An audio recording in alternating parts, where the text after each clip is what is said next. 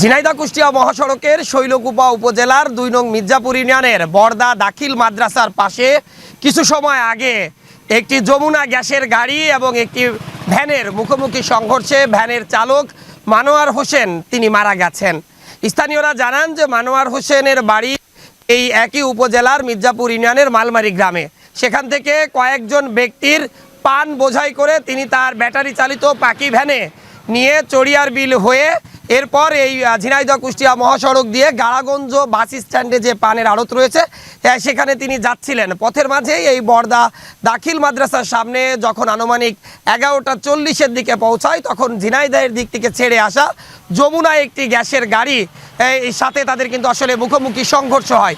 সে সময় ভ্যানে আরও 4 জন যাত্রী ছিল, যাদের পান নিয়ে যারা আড়তে যাচ্ছিলেন তারা ছিলেন।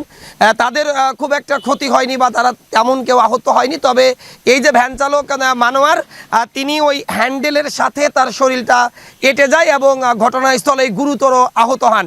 পরে স্থানীয়দের সহযোগিতায় শৈলকুপার দমকল কর্মীদের খবর দিলে অতি দ্রুত দমকল কর্মীরা ঘটনাস্থলে এসে পৌঁছায় এবং তাকে উদ্ধার করে শৈলকুপা উপজেলা স্বাস্থ্য কমপ্লেক্সে নিয়ে গেলে কর্তব্যরত চিকিৎসক তাকে মৃত ঘোষণা করেন।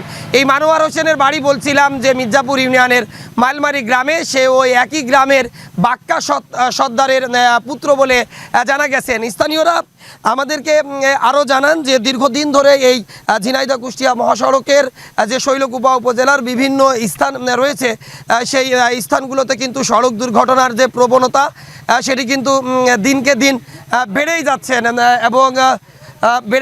এবং এরপর কিন্তু যা ঘটার যে কয়েকদিন পরপরই আমরা দেখছি যে সড়ক দুর্ঘটনার পরিমাণটি বেড়েই যাচ্ছেন। যে ভ্যানটি দূরে দেখছেন যে এই ভ্যানটি মূলত তিনি ছিলেন ঠিক এই যে ভ্যানটি দেখছেন এই ভ্যানটিতেই যে মানোয়ার হোসেন ছিলেন যিনি মারা গেছেন এই সড়ক দুর্ঘটনায় তিনি কিন্তু ছিলেন। পরিবারের উপার্জনক্ষম ব্যক্তি বলতে তিনি ছিলেন। পরিবারের সন্তান স্ত্রীদের নিয়ে এই ভ্যানটি চালিয়েই তিনি কোনো মতে কিন্তু সংসার চালাতেন। কিন্তু কিছু সময় আগে যে সড়ক দুর্ঘটনা ঘটে তার অকাল মৃত্যু হয়েছে, এতে কিন্তু পরিবারের সদস্যরা কিন্তু বিপদে পড়েছে। একই সাথে তাদের গ্রামের যে লোকজন তারাও খবর শুনে আসছেন, আমরা দেখেছি। এবং আমরা স্থানীয়দের সাথে কথা বলছিলাম যে তারাও মূলত বলছিলেন আমাদেরকে একই কথা যে বেপরোয়া গতিতে এই যে সড়ক দিয়ে ব্যাপক যানবাহন চলাচল করে। জানেন যে দেশের দ্বিতীয় ব্যস্ততম সড়ক কিন্তু এই ঝিনাইদহ কুষ্টিয়া মহাসড়ক বা খুলনা কুষ্টিয়া মহাসড়ক, কিন্তু সেই তুলনায় রাস্তা কিন্তু একেবারেই সরু।